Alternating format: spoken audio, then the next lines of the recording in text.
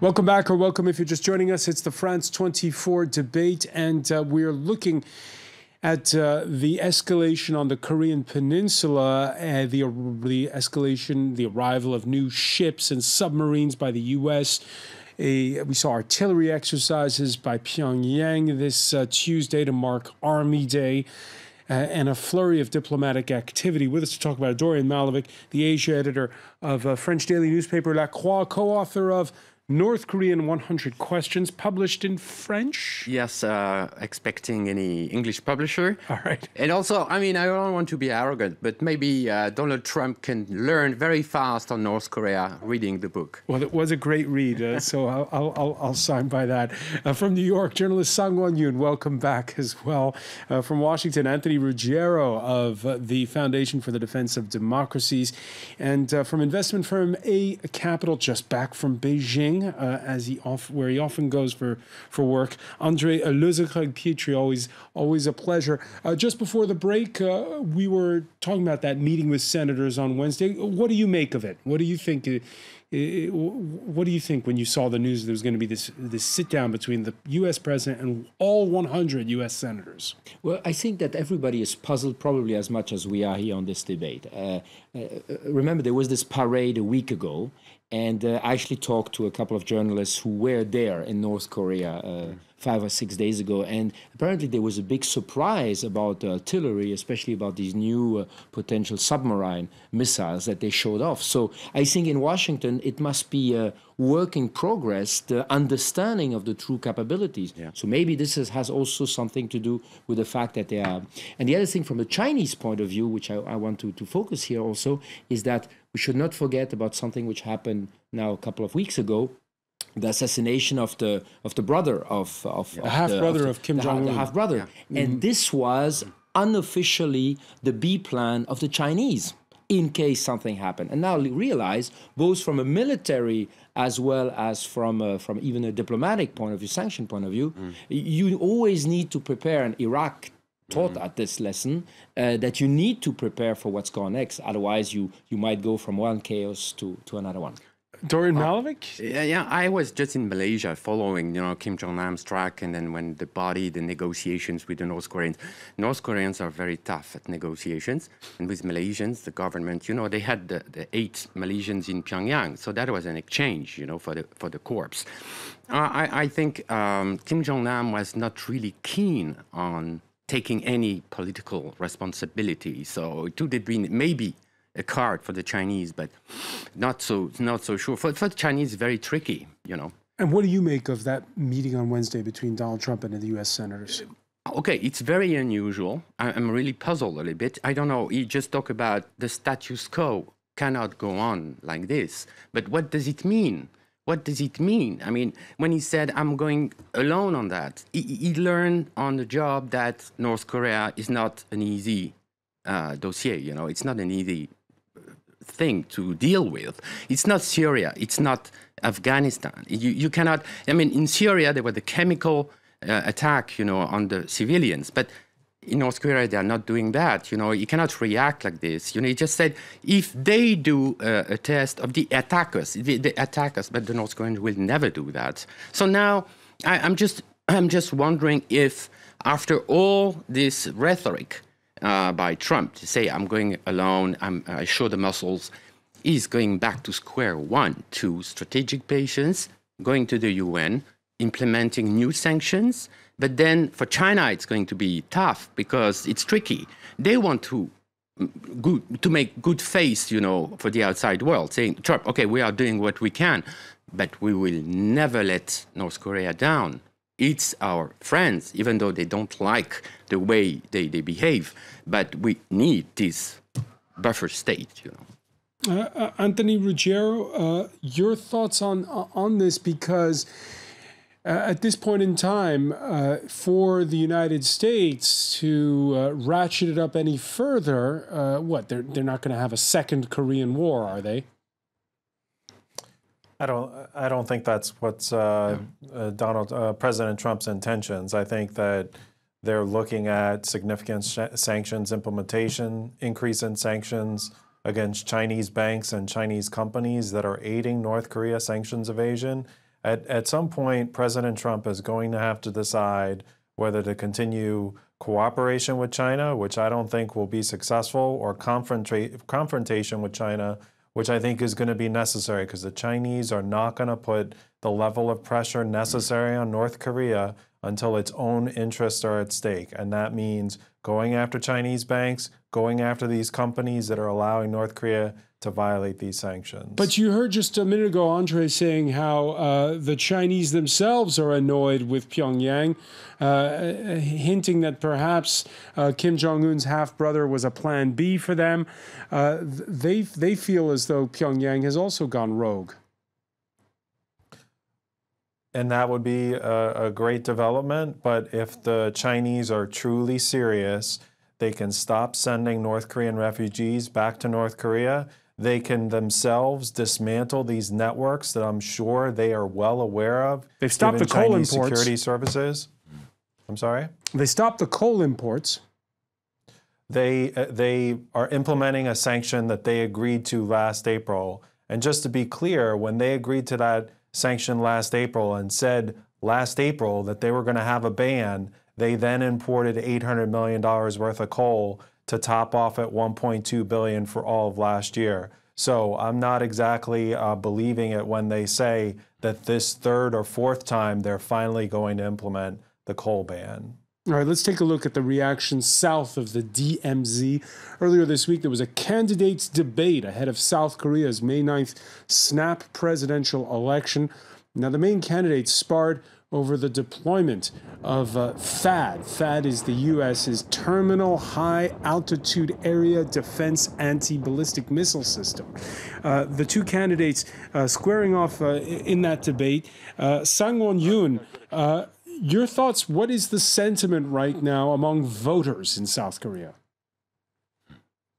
I think it's just a lot of confusion at the moment, and I think it's hard to tell, to see if if voters are willing to go sort of the sunshine policy route of engagement and sort of countering sort of the policies of the past two administrations that we've seen in Seoul, or not. I mean, what's all the saber rattling is definitely not helping. And since the devastating sort of attack, the sinking of the South Korean warship in 2010, we've seen a shift among South Korean voters and sort of a greater awareness of sort of the threats that the country is facing. And so I think I mean, we're down to the wire now, not many days left till the election, but I think it's really still hard to tell. And I think a little bit more clarity in the next day or two from the Trump administration on what its response is going to be to the recent artillery drill, as well as what the outcome of the meeting on Wednesday with senators would be. I think that would be a big sort of offer more clarity to the situation. All right. Meanwhile, in Tokyo, senior diplomats representing South Korea, the U.S., and Japan sitting down earlier on Tuesday and trying to sing from the same hymn sheet. Regardless of any changes in American policy, there's a general agreement that there's a need for the deterrent forces of the US-Japan alliance and that the US-South Korean alliance must be strengthened. All right, so those three nations meeting together, but it's hard to muster up a coalition. At the same time, back in Seoul, South Korea summoning Japan's envoy over disputed islands. Sang-won-yoon, if you want to try the multilateral approach when it comes to North Korea, can you put aside all those other things? Of course, the territorial disputes and the sort of the historical tensions South Korea has with Japan, it's always tricky, but there has always been a clear understanding that when it comes to North Korea and the threats that both countries face, they really need to team up. And I think with everything that's been going on, all the news coming out of North Korea, as well as the response from Washington and the dialogue with Beijing, it's been missed that, in the trilateral talks, there was an agreement to increase information sharing when it comes to intelligence. And that is a very positive development. It's been something that, in the past years, it's been a point of contention, a lot of sort of discussions and negotiating. But I think that is one positive development out of this. And Dorian Malovic earlier saying that the interim president of South Korea a little bit disrespected by Washington for not being kept in the loop as to what was going on. No phone call. Sang Won-yoon? Oh, I'm sorry. Yeah, I thought you were asking Dorian. Yeah, I mean, it's definitely so. I mean, surely, but I think it's just the onus also falls on the interim leader in South Korea as well. I think he hasn't been showing as much as initiative. And in a way, with all the political turmoil that's been going on in South Korea, it's not easy. But I think, sure, Washington definitely should have, informed South Korea. But I think it's just all a very sort of fast developing, malleable situation. Yeah, it's just my take. I just want to add to my colleague over there that Donald Trump learned from the Korean Peninsula from President Xi Jinping, and he learned that Korea was a part of China for thousands of years. So that means there is really a lot of mistakes on that, right? Don't you think? You mean it was a diplomatic mishap? Oh man, my God! I mean, Korea, part of China. Don't tell me, you're right. Of course, I mean, of course, it's an understatement to call it a diplomatic mishap. But I think this is sort of the kind of chronic issue that a small country, a divided country, divided peninsula, the southern half faces when you're sandwiched between China, Japan, Russia, and your allies thousands of miles across. But it is, a superpower sort of trying to make its voice heard, and yet while trying to do that in the midst of the highest tensions ever, while dealing with a political crisis that's threatening its own existence as a democracy. I think it's a tough situation. Yeah, and let me ask Anthony Ruggiero about this. Let me ask Anthony Ruggiero about this, because it's only been a couple of weeks since the last time we covered the Korean standoff here in the France 24 debate. At the time, what made people very nervous was so many posts still unfilled under the new administration in Washington. How's it looking? Has Donald Trump, does he know his foreign policy better? Has he filled more of those posts at the State Department? Well, I think he has career experts at the State Department and other places. I think people have seen what Tillerson did in the region, and Vice President Pence was in South Korea. So I would imagine that we're having close coordination with especially South Korea and Japan. All right, just a reminder to everybody, today's Army Day in North Korea. So we had that big parade, we had the artillery drills, and we were saying it in part one of our discussion, this comes ahead of Saturday's 100th day in office for Donald Trump. Now, when you speak to citizens in Pyongyang, they'll tell you, in front of the cameras at least, that they don't see much of a difference with Barack Obama. It's nearing 100 days since Trump became president, but we don't care who the president is. The problem is whether they're going to stop their hostile policy against North Korea and whether they'll do anything to help us reunify our country. America never changes. It is always trying to put pressure on our country. I think with Trump as president, it's become worse. Since his inauguration, it's very clear that their military exercises with their South Korean puppets are bigger than ever before. And so the situation on the Korean peninsula has gotten more tense. I always wonder when I look at those interviews with people on the street in North Korea, are they self-censoring, or are they really speaking the way they think? No, they don't self-censor themselves. They are taught like that since the childhood, at school, They learn about the historical enemies, about the war. I mean, first the Japanese, and then after the Americans. I mean, the enemies, the Americans, but we want to talk to the Americans. What very interesting. I mean, that's exactly the perfect testimony of the North Korean message. We are surrounded by enemies. They want to invade North Korea. We have to defend ourselves. That's why we have the nuclear program, to defend ourselves. Look at Saddam Hussein and look at Gaddafi. If they have had nuclear power, they would still be in power. So that's the rhetoric, but that's the logic. That's the main defense for them. And so far, I mean, North Korea still exists, you know, and China is behind them, of course. They might not be happy. Let's So hang on, a denuclearized Korean peninsula would mean... would mean impossible. I mean, for the time being, I mean, the North Korean, they would... But would it mean the end of the North Korean regime? That if there is no more nuclear in the North, that would mean that there is no more North Korea. You know, I mean, otherwise it cannot work. I mean... Sang-won-yoon, you agree? Sorry, connection cut off for a little bit. Could you repeat that? If there really were a denuclearized Korean peninsula, would that be the end of the North Korean regime? I don't think that a denuclearized peninsula at this moment, it doesn't seem possible at the moment. And I think it's a question of how that denuclearization took place. So I'm not sure that we can sort of, you know, blanketly state that. Andre, let me ask you on this. It seems as though it mirrors situations we see elsewhere in the world when it comes to nuclearization. You put pressure to get rid of it, but North Koreans feel like they won't have any respect if they don't have their nuclear program. That's obviously the biggest risk of what's happening right now, is actually strengthening the regime, which was obviously losing even support from the inside. There was a growing, you could see that in some journalists who spent time in North Korea, that there was a growing middle class, which was more or less looking for more opening.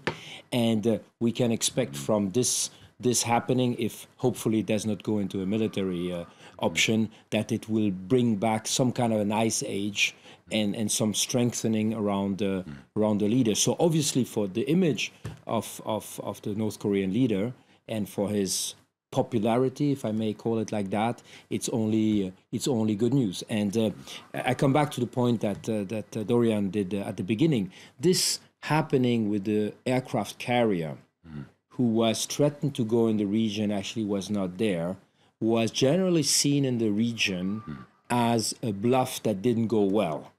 And that has probably decreased the credibility of the US in the region. So the risk is that North Korea might play the bets even higher the next time some kind of threat like that happens. Anthony Ruggiero, you agree?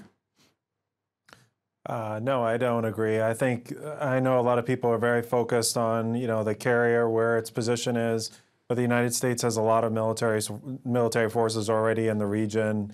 I think that it's clear that they're using those military forces and the rhetoric to compel China to do more and deter North Korea from lashing out against South Korea. I think that's been a success so far. And on the hostile policy, I guess I would go back to 2005 rounds of the six-party talks, where the joint statement was negotiated and it specifically had language about peaceful coexistence, and that should have resolved their concerns about hostile policy, but that did not lead to a nuclear deal. It was clear that the North Koreans want their nuclear program for some other reason, I guess for their regime security, which in fact it actually makes them less secure. So I know they like to latch on to hostile policy. There was a time in the 90s that it was about economic development, which is why we gave them or promised to give them light water reactors, but there's always an excuse as to why North Korea wants a nuclear weapons program. But you heard just a minute ago André Lozokrug-Pietri's argument that, the best way to rein in North Korea is,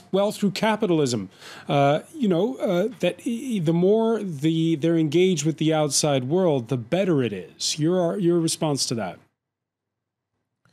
Well, this is a regime that, would see capitalism for its elites and possibly for the people in Pyongyang, but it's clear that the rest of the North Korean people are suffering, and I'm not sure that any form of capitalism. I mean, it's North Korea Freedom Week this week, and you talk about the 100,000 political prisoners they have in terrible camps, and the people they export overseas as laborers.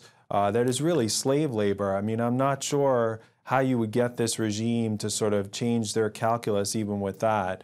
And it's, you know, North Korea has been given several financial inducements at least 4 times. Others have a higher number to get rid of its nuclear weapons program, and it never works. And what has worked and can work is sanctions. It worked with Banco Delta Asia in 2005, and we have the Iran sanctions template, and it could work. Sorry, Malavik? I mean, with Bank Delta, you gave the money back a few years later, right? That is correct. And then that is correct, and it was a mistake. Yeah, so, but you did. And then after for sanctions, the sanctions are just making the people more suffering. It doesn't have any impact on the military, right? But that's not, I mean, I understand that that's a common refrain from people, but in the UN panel of experts that reported in February of this year said that's not true. It said that they have not seen the humanitarian suffering that everybody suggests. What they have seen is that North Korea makes significant revenue in US dollars, euros, and renminbi, and they use that money clearly for their elites and for their strategic programs. It's North Korea that is the suffering for the North Korean people. All right, we're running out of time, unfortunately, but I want to thank you, Anthony Ruggiero, for joining us from Washington. I want to thank from New York, Sang-won Yoon here in the studio, Dorian Malavik, and Andrei Lozikog-Petri. Stay with us. Media Watch is next.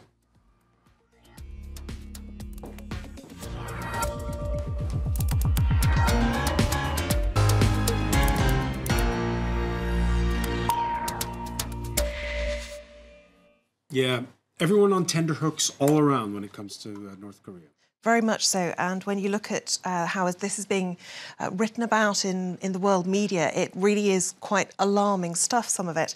If we start with a look at the Daily Beast, they have the headline, "If Donald Trump fights North Korea, we all do." Now, this was written by General Rob Givens, who is an Air Force general who served in South Korea. And he says that he's not advocating action, but does see it as increasingly likely. What he says the US will need, though, are 3 key things: enough military forces in place, an alliance, preferably with other countries involved too, an allied consensus, and also public backing, because selling it to the American people. Absolutely, because as he points out, this would be a war unlike anything we've seen in recent years. He warns it would be bloody and it would have far greater scope, intensity and duration than anything we've seen in recent times. If we look at this front page from Der Spiegel, which was out at the weekend, you've got 2 very recognisable looking toddlers there sitting on top of a bomb. And the words underneath the headline is "Game of Death." Really, Donald Trump and Kim Jong-un risk an atomic war. And while starting a war might be child's play, preventing one will take a far more grown-up approach, undoubtedly. If we take a look at the South China Morning Post, they have a pretty frightening headline, I think it's fair to say. "Can Trump do anything to stop a war with North Korea?" Which I think is possibly heading into the realms of scaremongering there a little bit. But he says with convening senators, they could inadvertently, the US, be portraying a kind of readiness for war. What, that it's like a war council? Absolutely, and inadvertently, because he said this could just be swagger. And they fear that however the North Koreans react to what is happening with the US ramping up these tensions, whatever happens, both scenarios could end up being pretty grim. What they say is that if North Korea shows indifference, then there could be a desire to teach them a lesson. If they show alarm, then the US may feel it wants to strike while the iron is hot, while it's got its enemy on the back foot. Now, if all that has you a bit worried, you might want to take a look in the Washington Post. This article by John Delury is quite calming reading after all of that. Instead of threatening North Korea, Trump should try this. And what is he talking about? He is, of course, talking about diplomacy. And what he says is that if the Obama era was all about strategic patience, now the Trump administration needs to come up with its own new era. And he says this should be opening direct talks with Pyongyang. He says the way to do it is not by distracting the public with empty cries of warmongering.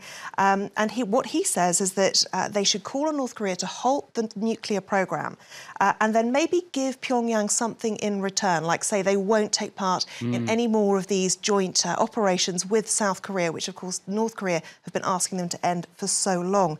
What he says is surely the human and economic costs of military action mean this must be considered. Now, looking at one particular Korean daily, the Korea Junang Daily. This is soothingly optimistic too, it has to be said. They say that Kim Jong-un refrained from any big show of any kind of military might to mark the 85th anniversary of the founding of North Korea's army, and that was really rather against expectations. A lot of people feared there would be missile tests, perhaps a nuclear test. And he says this could be a positive reaction to that increased pressure by China and the US. But at the very end, he says it's not all good. We cannot feel at ease. The international community must let Pyongyang know that it will face merciless retaliation if it chooses to provoke us again. All right, and in the context of this, of course, there is that South Korean presidential election on May the 9th. Emma James, I want to thank you. I want to thank our panel once again. Thank you for being with us here in the France 24 debate.